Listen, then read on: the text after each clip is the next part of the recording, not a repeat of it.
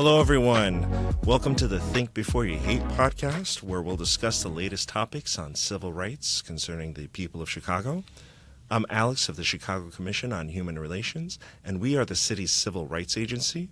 We fight prejudice and discrimination by enforcing the Chicago Human Rights Ordinance as well as the Chicago Fair Housing Ordinance. And today we have the great pleasure of speaking with Karen Freeman Wilson, who will educate us on the African American experience here in Chicago. She is the president and CEO of the Chicago Urban League. So without further ado, Karen, thank you very much for joining us today. I really appreciate you hopping onto our podcast. Will you please tell me a little bit about yourself and our audience as well, where you grew up and how did you start your career? Sure. First, let me thank you, Alex, and Commissioner Andrade for the opportunity to join the podcast today and just commend you on the work that you all are doing to really get people to think before you hate. Thank you. And it's great to be a partner with you. I grew up actually in Gary, Indiana, and have been with the Chicago Urban League since January of 2020. And, sometimes we see COVID years as being much longer than the average year, but I've only been with the league just a little over 5 years. But during that time, I've had a lot of things that we've been able to accomplish through partnerships like the partnership that we have with the city's Human Relations Department. Mm-hmm. But I grew up in Gary, went to public school there, and had the opportunity to attend Harvard College and Harvard Law School, and then came back to Gary. And one of the places where my career has intersected with the work that you all do is that I led the Indiana Civil Rights Commission back in the late 80s, and in fact worked very closely with Joyce Tucker when she was the commissioner at the Illinois Department of Human Relations. Oh, wow. Yeah. Civil rights work is nothing new to you at all. Not at all. Not at all. Now, the Chicago Urban League has its origins in the civil rights movement. How do you see its mission currently, given today's political climate and all that has happened in 2025? Well, when I think about the original mission for the league, our mission really hasn't changed much. We were established in 1916 to help blacks who were migrating from the southern part of the United States become acclimated to Chicago. And the focus then was on employment, housing, education, and business, entrepreneurship.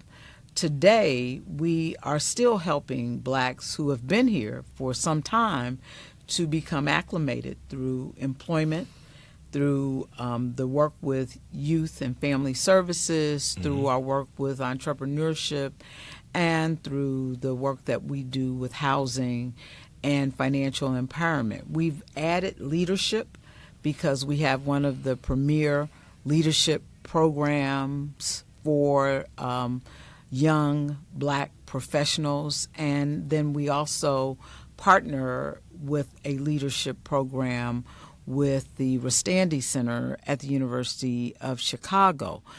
And when I think about what our role was in 1916 when we were established and what our role is today, it is really to not just help black families find a footing, but help them to really elevate where they are, to build community, and to help them to grow community here in Chicago.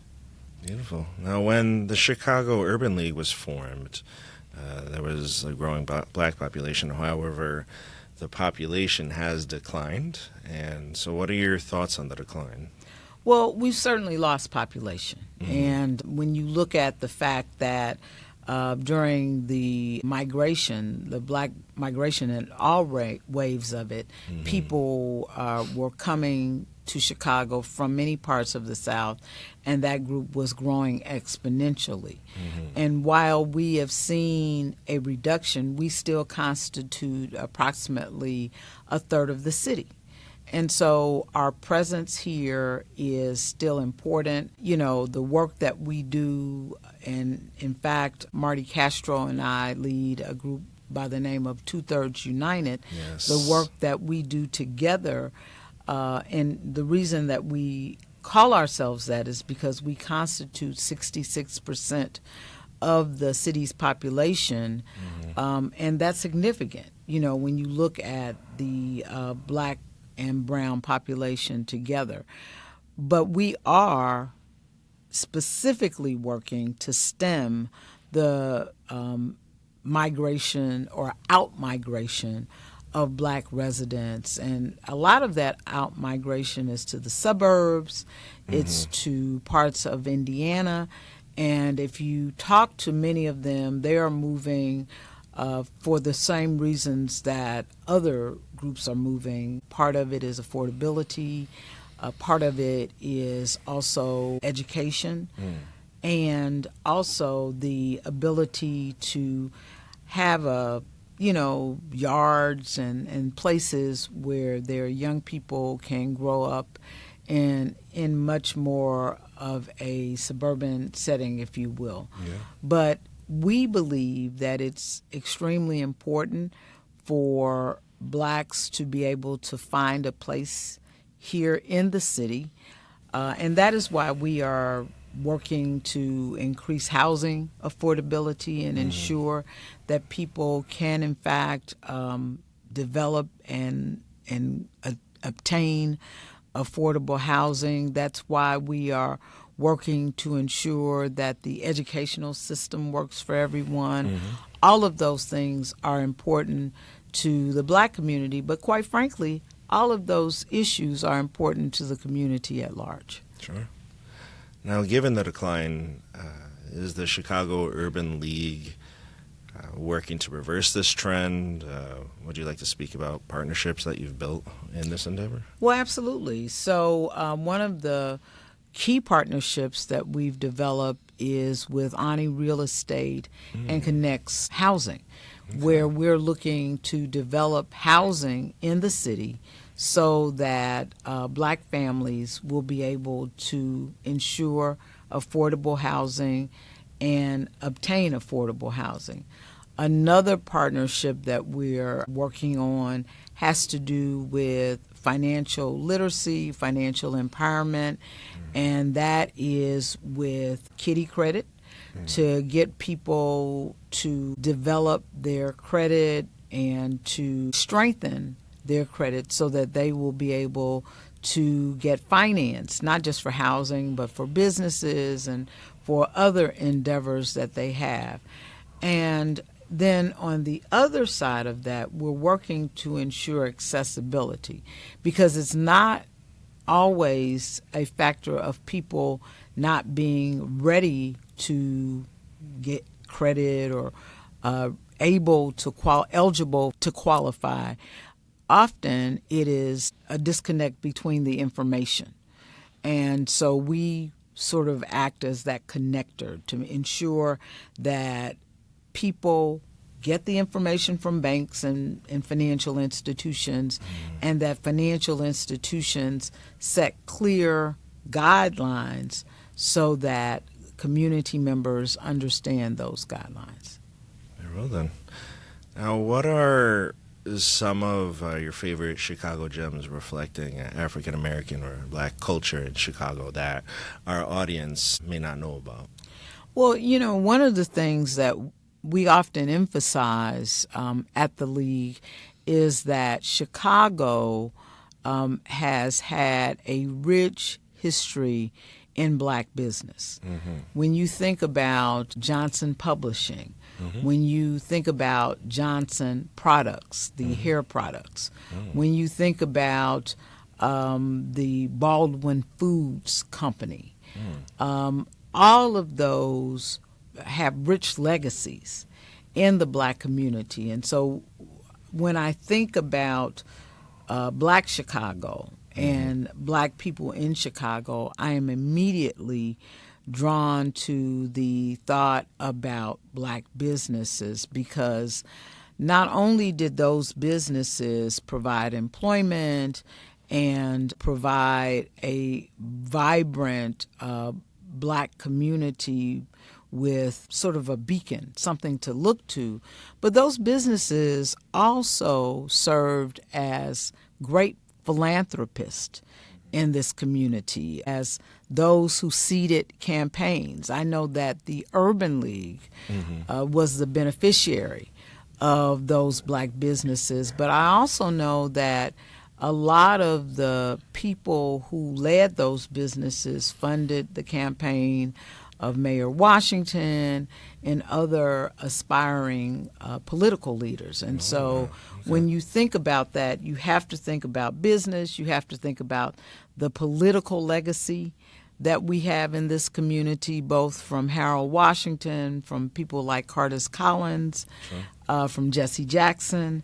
And then you, of course, have to think about the rich civil rights heritage that we have in this community, from folks like Willie Toppin Barrow and Betty Magnus and so many others, some who have gone, but some who continue to fight the good fight. I mean, we see that Congressman Davis is retiring.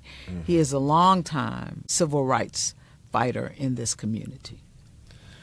Right. Now, as we're wrapping up our conversation, I'm going to ask you this question that I ask every one of our guests. In your opinion, what can our listeners do in their everyday lives to combat hate and discrimination? I think a lot of times, Alex, when we listen to each other, when we just find ourselves or make ourselves open to conversation, you find out that you have much more in common with someone who may look different from you than not. You both have children. Right. You both have parents that you may be caring for. You both want those children to get a good education. You're both thinking about buying a house or looking for a place that you can call community. When we talk to each other and when we listen to each other, because hate comes from really ignorance, not knowing someone. And so if you take the time to know another culture, know about another person more, you'll find that you have more in common, that you're more alike than are different, and you'll be less inclined to hate. Sure, I definitely agree. The biggest weapon against hate is simply learning. Ignorance is a lack of knowledge. So is there anything else that you wanted to mention today that we haven't discussed already? Well, I just want to encourage people who may believe that they may be a victim of hate crime to reach out to us so that we can refer them to you or to the appropriate entity at chiul.org. But I also want to make sure that people know that the Chicago Urban League has services in workforce development, in housing and financial empowerment, in youth and family services, in leadership development, and in entrepreneurship, so that they will know that they can come to the Chicago Urban League, and if we can't meet their needs directly, we will refer them to the entity who can. Perfect. Now, are there any other ways that people can contact your organization, phone number, email, or social media? Our phone number is 773-285-5800. And then our social media handles are Chi Urban League on both Instagram as well as going to the Chicago Urban League on LinkedIn. And we would welcome folks to follow us on Facebook, Instagram, LinkedIn, because there is always some type of workshop that people will find of interest, always some type of event that someone will find of interest. We have an opening coming up for our Empowerment Center on 83rd and Stewart. Nice. So stay tuned for that in October. And we want to ensure that the community gets what they need from the Chicago Urban League. That's why we've been in the community for over 108 years. Oh, there you go. Well, Karen, thank you very much for hopping on our podcast today and sharing all your wisdom about the Chicago Urban League and about the African American experience here. And it was really enjoyable to hear about your experience and how you've worked in civil rights. And thank you to all of our listeners for joining in this conversation today. Now, just remember, if you or anybody you know feels that they've been a victim of discrimination, please do not hesitate to contact the Chicago Commission on Human Relations at 312-744-4111. That is 312-744-4111. Please follow us on Facebook, Instagram, LinkedIn. We're also on Blue Sky, X. And remember, until next time, think before you hate.